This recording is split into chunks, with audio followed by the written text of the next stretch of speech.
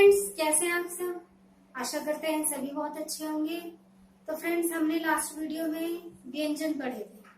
व्यंजन के 5 टाइप थे, उसमें से हमने 2 पढ़ लिए, स्पर्श और हमारा वो अंतस्थ व्यंजन। थर्ड है हमारा ऊष्म व्यंजन। ठीक है, चलिए हम अपनी क्लास की ओर चलते हैं। थर्ड है हमारा ऊष्म व्यंजन। ऊष्म व्यंजन क्या होते हैं? जिन व्यंजनों के उच्चारण में मुख से गर्म वायु निकलती है, अर्थात ऊष्मा निकलती है। गर्म वायु ऊष्मा ही तो होती है। जिन व्यंजनों के उच्चारण में मुख से गर्म वायु अर्थात ऊष्मा निकलती है, ऐसे व्यंजनों को ऊष्म व्यंजन की श्रेणी में रखा जाता है। या फिर कह सकते हैं ऐसी वायु, ऐसा वायु के रगड़ खाने के कारण होता है। जो वायु होती है, जो जब हम शब्द बोलते हैं, ये व्यंजन बोलते हैं, तो वायु के रगड़ खाने के कारण गर्म ऊष्मा निकलती है, इसलिए इन्हें ऊष्म व्यंजन बोलते हैं। ये होते हैं हमारे 4: स षडजम, स षटकोण, स सपेरा और है हलकारा। श है। ठीक है, फर्स्ट होता है हमारा स। ये हमारा बोला जाता है तालु से, यानी कि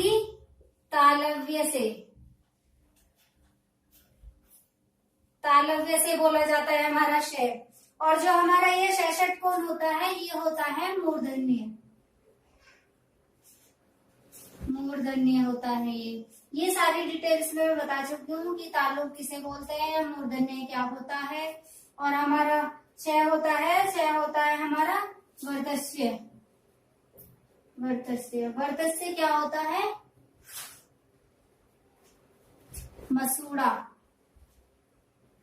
मसूड़ा यानी कि दंतमूल। ये दंतमूल मसूड़े से बोले जाते हैं।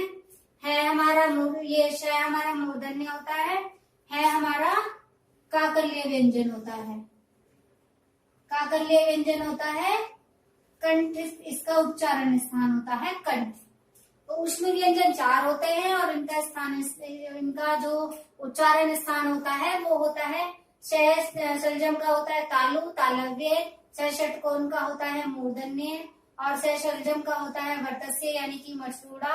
और है का होता है हमारा काकल्य यानी कि कंठ। और ये मसूड़े से जो बोले जाते हैं, इनकी एक छोटी सी ट्रिक भी होती है। ये होती है जो मसूड़े से या फिर दंतमूल से बोले जाते हैं, इनकी छोटी सी ट्रिक होती है स र ल। हमने आपको पहले भी बताया था, स तो देखो इसमें आ गया है, स मसूड़े से दंतमूल से बोला जाता है। और रे और ले हम अंतस्थ व्यंजन में पढ़ चुके हैं, ये र में। तो ये दोनों भी मसूड़े से बोले जाते हैं, यानी कि मसूड़े से बोलने के आधार पर व्यंजन 3 होते हैं और इनकी हम छोटी सी ट्रिक है, उससे याद कर सकते हैं, सरल। ओके, तो चलिए 4th टाइप होता है हमारा संयुक्त व्यंजन। संयुक्त व्यंजन मौखिक लिखित रूप में होते हैं। संयुक्त व्यंजन क्या होते हैं? सिर्फ लिखित रूप में होते हैं, मौखिक ध्वनि नहीं होती। इनकी कोई भी मौखिक ध्वनि नहीं होती, इसलिए इनका उच्चारण स्थान भी नहीं होता। जब इनकी कोई मौखिक ध्वनि नहीं होगी तो साधारण सी बात है कि इनका उच्चारण स्थान कैसे होगा।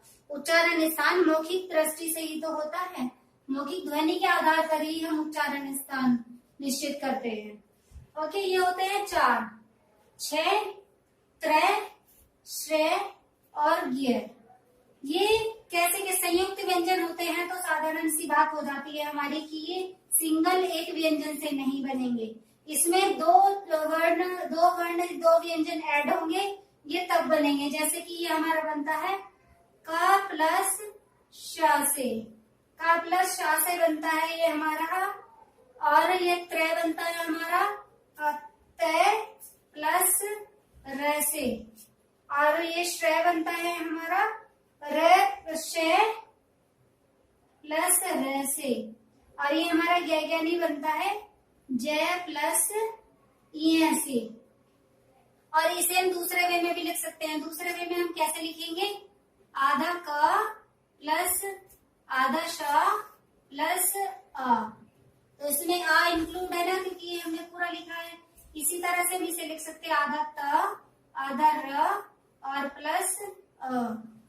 और इसी टाइप से ये हो जाएगा, यानी कि ये हाफ हो जाएंगे सेकंड वाले, और प्लस इसमें ए ऐड हो जाएगा, रे प्लस ए। ओके, आशा करते हैं कि सारी चीज आपको समझ में आ रही होगी। ये संयुक्त व्यंजन से भी क्वेश्चंस आ जाते हैं, पूछ लेते हैं संयुक्त व्यंजन कौन सा है, या फिर ऐसे भी आ जाता है, ये चीज भी पूछ लेते हैं कि ये किस, मतलब दे देंगे कि जैसे त्रय है, त्रय संयुक्त व्यंजन किस किस व्यंजनों से मिलकर बना है, या फिर इनका जो साधारण रूप है वो क्या होता है। तो हमें ये चीज ध्यान रखनी, या तो ये और या फिर ये, इतना हार्ड नहीं है वैसे। नेक्स्ट है आगत व्यंजन। फिफ्थ है हमारा आगत व्यंजन या विदेशी व्यंजन। आगत वर्ड से ही समझ में आ रहा होगा आपको, आगत और विदेशी वर्ड से ही समझ में आ रहा होगा आपको। दूसरी भाषा के लिए, दूसरी भाषा से लिए गए, यानी कि जो अंग्रेजी से, फारसी से, अरबी से हमारे वर्ण लिए जाते हैं, उसके बाद वो हिंदी में प्रयुक्त होते हैं। तो ऐसे व्यंजनों को हम क्या कहते हैं, ऐसे व्यंजनों को हम कहते हैं आगत व्यंजन या फिर विदेशी व्यंजन। जैसे ये होता है अंग्रेजी से लिए गए, अरबी से लिए गए, फारसी से लिए गए, और इनका प्रयोग हम किस में करते हैं, इसमें हिंदी भाषा में करते हैं। जैसे एक हमारा ये होता है चांद बिंदु, अर्धचंद्राकार, अर्धचंद्राकार बिंदु होता है, इसका प्रयोग अंग्रेजी में करते हैं हम। जैसे कि मैं आपको लिख के बताती हूँ, डॉक्टर इसके ऊपर लगेगा, और ये किसकी आवाज देता है, ये ओ की आवाज देता है, ये ओ की आवाज देता है हमारा। जैसे हमने लिखा डॉक्टर, जैसे हम लिख सकते हैं कॉलेज, तो हम कॉलेज थोड़े ना बोलेंगे, या फिर हम डॉक्टर थोड़े ना बोलेंगे, इसलिए ओ की सेंस देता है। और ये हमारा नेक्स्ट होता है, ये बिंदु होती है, सिर्फ बिंदु होती है, ये सामान्य ध्वनि से अधिक ध्वनि निकालती है। इसमें सामान्य ध्वनि से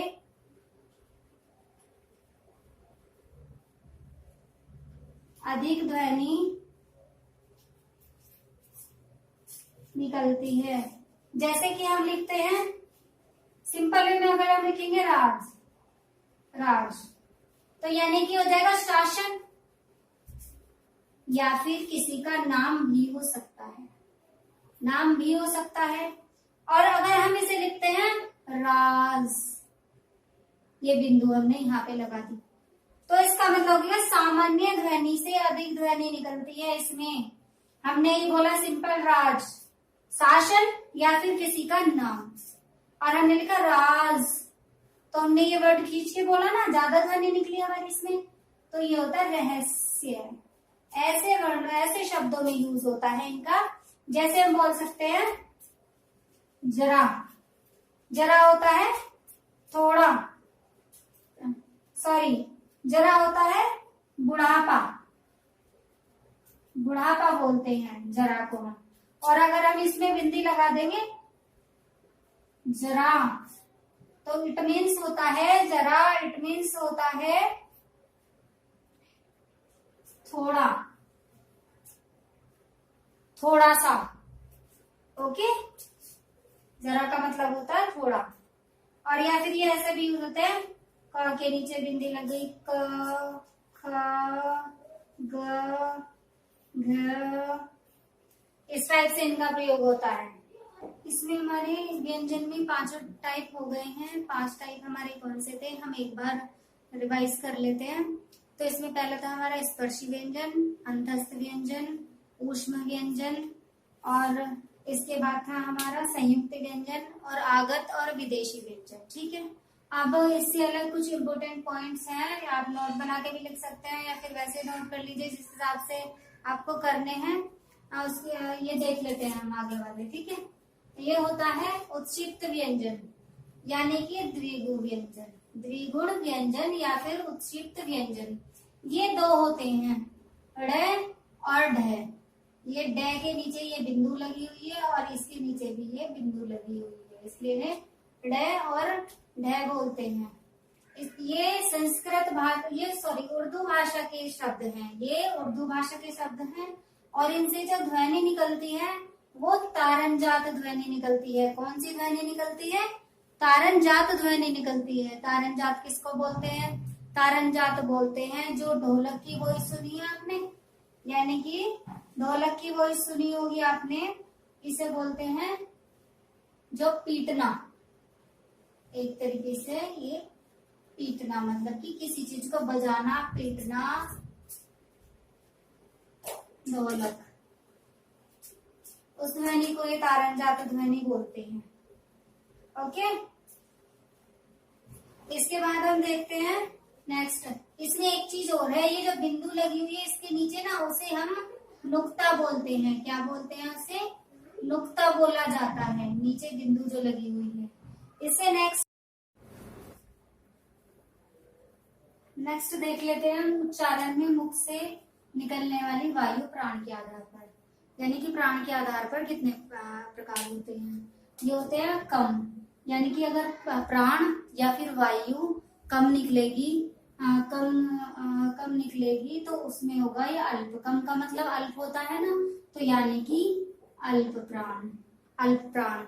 और अधिक प्राण या वायु अधिक निकलेगी तो होता है महा। अधिक का मतलब महा होता है ना, महाप्राण। इसमें फर्स्ट में पहले हम देख लेते हैं अल्प प्राण। अल्प प्राण का मतलब क्या होता है? जिन व्यंजनों के उच्चारण में हवा कम निकले या फिर कम समय के लिए निकले, उसे अल्प प्राण बोलते हैं हम। जैसे हम देख लेते हैं इसमें वर्ग का। वर्ग मैंने बताया था, स्पर्श व्यंजन में 25 स्पर्श व्यंजन होते हैं, 5 इसके भाग होते हैं। 25 स्पर्श व्यंजन के 5 वर्ग होते हैं, वर्ग में डिवाइड होता है। तो यहाँ पे उसी वर्ग की बात की गई है। हम देखते हैं इसमें वर्ग है, वर्ग का पहला अक्षर, तीसरा और पांचवा, यानी कि 135। 1, 3, 5, 135, पहला, तीसरा, पांचवा। और सभी स्वर इसमें आते हैं, अल्प प्राण ध्वनि में आते हैं सभी स्वर। अंतस्थ व्यंजन सारे इसमें आते हैं और अडय इसमें आता है। आई होप इतनी बात समझ में आ गई होगी। और यहाँ पे लिखा हुआ भी आप नोट कर सकते हैं, या फिर एक बार मैं फिर से बता देती हूँ। अल्प प्राण में जो आता है, वर्ग का पहला, तीसरा, पांचवा वर्ण आता है, सभी व्यंजन आते हैं, अंतस्थ व्यंजन आता है और अणय आता है। इसमें ये अल्प प्राण ध्वनि होती है। महाप्राण, महाप्राण हम देखते हैं, यानी कि ज्यादा, अधिक, महाप्राण। इसमें वर्ग का दूसरा और चौथा अक्षर आता है, वर्ग का दूसरा और चौथा अक्षर आता है। ऊष्म व्यंजन आते हैं, ऊष्म व्यंजन आते हैं, श, श, श और है, और ये ढ आता है। महाप्राण में वर्ग का दूसरा और चौथा यानी कि 24 ऊष्मी व्यंजन ये चारों हैं और ढ आता है। आशा करते हैं इतनी बात समझ में आई होगी आपको। अब हम नेक्स्ट देखते हैं। नेक्स्ट है हमारा उच्चारण में घोषम, यानी कि कंपन के आधार पर। उच्चारण में कंपन के आधार पर कितने होते हैं? इसमें भी ये 2 ही होते हैं। और 2 कौन कौन से होते हैं? यानी कि कंपन के आधार पर, घर्षण के आधार पर। इसमें जिसमें कंपन होता है वो घोष कहलाते हैं, यानी कि सघोष भी बोल सकते हैं उन्हें। जिसमें कंपन नहीं होता उसे अघोष बोलते हैं, उसे अघोष बोलते हैं। देखते हैं हम कैसे कंपन होगा, यानी कि घोष या फिर सघोष। सघोष इसमें होते हैं,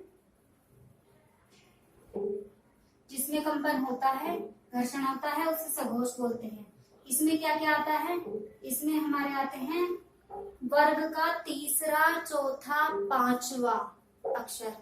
वर्ग का स्पर्श व्यंजन के 5 वर्गों में से वर्ग का तीसरा, चौथा और पांचवा, यानी कि 345। 345 सभी स्वर भी सघोष होते हैं।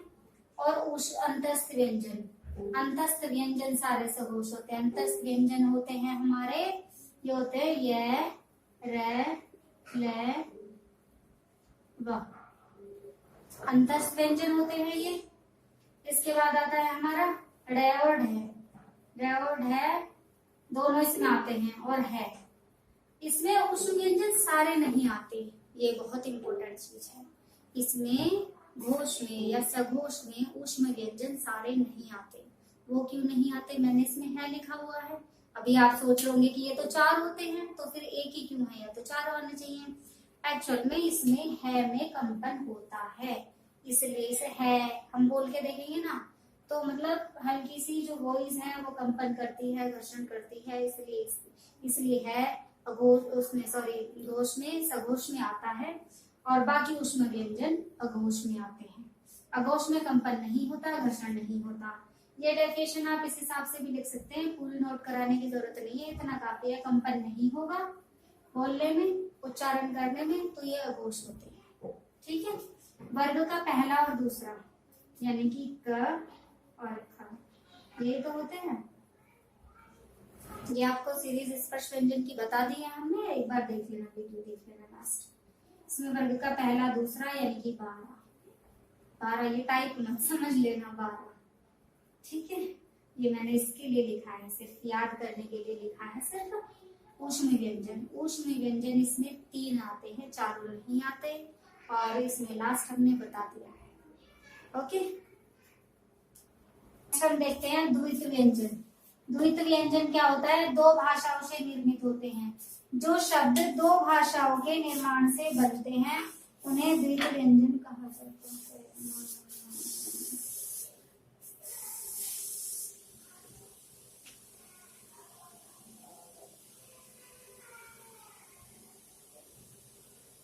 नेक्स्ट हम देखते हैं शंकर। शंकर शब्द कौन से होते हैं? जो 2 भाषाओं से मिलकर बने होते हैं। जैसे कि हम कह सकते हैं, हमने लिखा टिकट घर। क्या लिखा हमने? टिकट घर। तो ये जो टिकट है ये आया है हमारा अंग्रेजी भाषा से, अंग्रेजी भाषा से आया है ये। और घर आया है हमारा हिंदी भाषा से। तो ये हमारा शब्द क्या बना? टिकट घर। तो अब इस शब्द को हम संकर शब्द बोलेंगे। नेक्स्ट है हमारा वर्षगांठ। वर्ष कहाँ से लिया हमने? संस्कृत से। और गांठ कहाँ से आया? हिंदी से। तो ये वर्षगांठ जुड़ के जो शब्द बना इसे बोलेंगे संकर शब्द। रेलगाड़ी, रेल आया हमारा अंग्रेजी शब्द, अंग्रेजी भाषा से। यात्री आया हमारा संस्कृत भाषा से। तो ये हो गया रेलगाड़ी।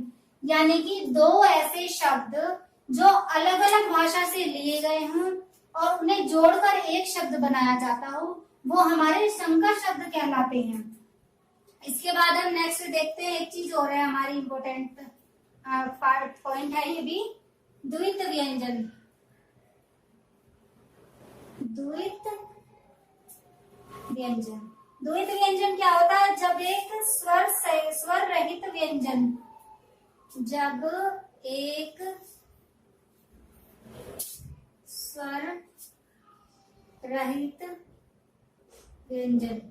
एक स्वर रहित व्यंजन का एक समान स्वर सहित व्यंजन से मेल होता है। का एक समान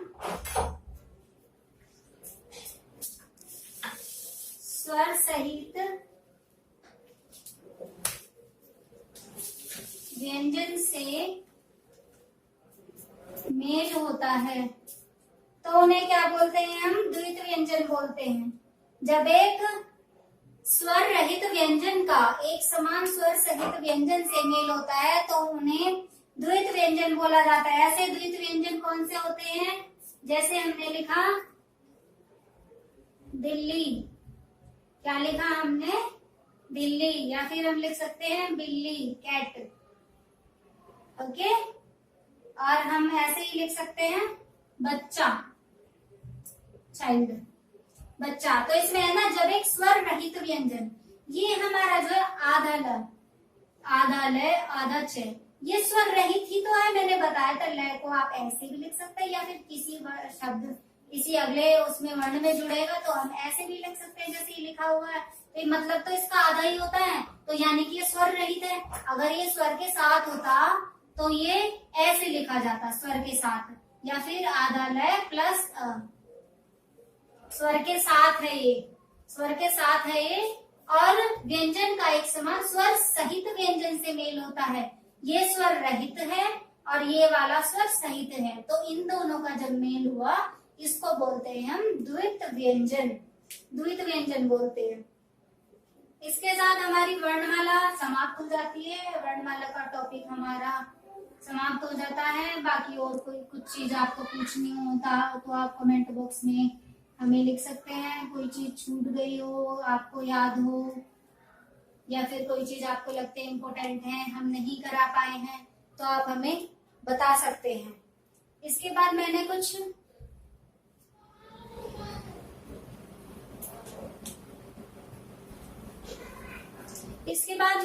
क्वेश्चन लिए हैं।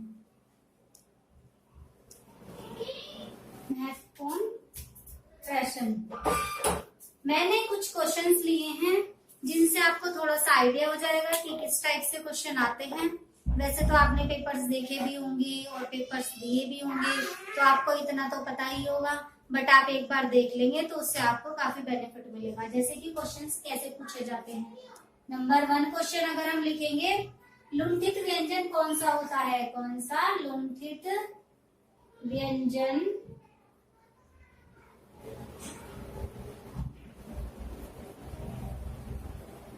कौन सा होता है? लुंठित व्यंजन कौन सा होता है?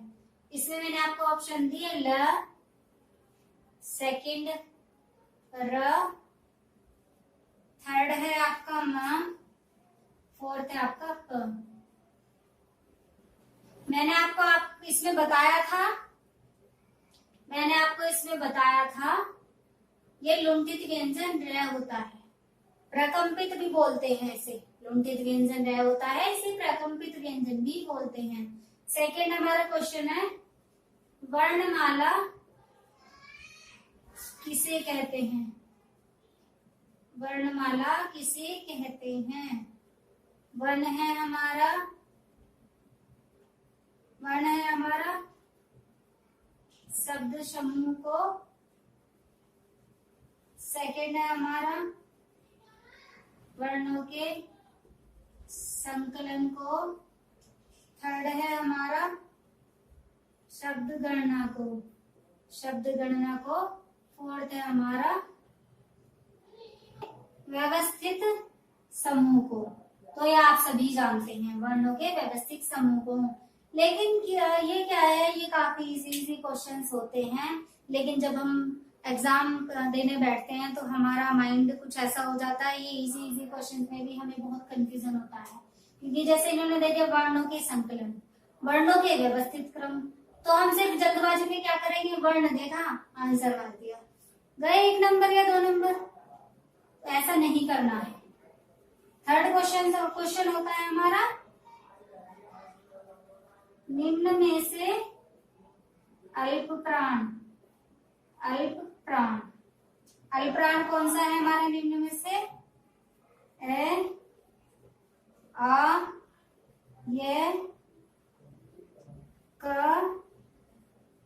ग, थ, ध, क, ध। तो मैंने बताया था अल्प प्राण क्या होता है, पहला और तीसरा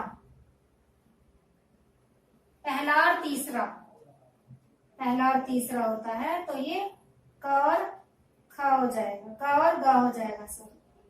इसके बाद हम चलते हैं, पहला, तीसरा, पांचवा होता है, तो ये क और ग हो जाएगा। नेक्स्ट क्वेश्चन है हमारा जो मैंने अभी बताया था कि ऐसे आ जाते हैं क्वेश्चन, जय ज्ञानी किन वर्णों से मिलकर बना है? अब आप इसे बताइएगा किन वर्णों से मिलकर बना है? जय प्लस य। नंबर दूसरा है आधा जय प्लस य, और नंबर 3 है जय प्लस ध, फोर्थ है जय प्लस य। तो ये किससे बनता है? इससे बनता है। इसे हम ऐसे भी लिख सकते हैं, जय प्लस ये आधा और प्लस है। मैंने आपको बताया था, ये ऐसे भी लिखा जा सकता है। फिफ्थ और हमारा लास्ट क्वेश्चन है। ज्यादा क्वेश्चंस नहीं कराए हैं मैंने, इस टाइप के क्वेश्चन की आप किसी भी पेपर में से, प्रैक्टिस सेट में से, या फिर हिंदी की बुक में से प्रैक्टिस कर सकते हैं। थोड़ी सी आपने जो भी चीजें पढ़ी हैं, तो उससे आपको क्वेश्चन से ये बेनिफिट होता है, हमने कितना पढ़ा है या फिर हमें कितना याद है, वो चीज हमें समझ में आ जाती है।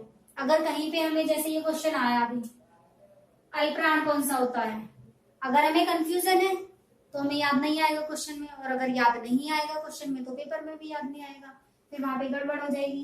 तो वही चीज से हमें बचना है, गड़बड़ नहीं करनी है। नेक्स्ट लास्ट क्वेश्चन है हमारा 5वां, स, श, से और है कौन से व्यंजन हैं, कौन से व्यंजन में आते हैं। 1 है हमारा, फर्स्ट है हमारा प्रकम्पी व्यंजन, प्रकम्पी व्यंजन। सेकंड है हमारा स्पर्शी व्यंजन, स्पर्शी व्यंजन। थर्ड है हमारा ऊष्म व्यंजन। फोर्थ है हमारा स्पर्श व्यंजन। तो इसे हम देख सकते हैं। इस टाइप के क्वेश्चंस में हम एलिमिनेट भी कर सकते हैं। हमें सबसे पहले क्या ढूंढना है, इसमें फर्स्ट देखो स्पर्श व्यंजन होता है, स्पर्शी व्यंजन नहीं होता है। स्पर्शी व्यंजन कुछ नहीं पढ़े हैं हमने, तो ये हमारा ऑप्शन कट गया, ये ऑप्शन कट गया। अभी बचे हैं हमारे 3 ऑप्शन।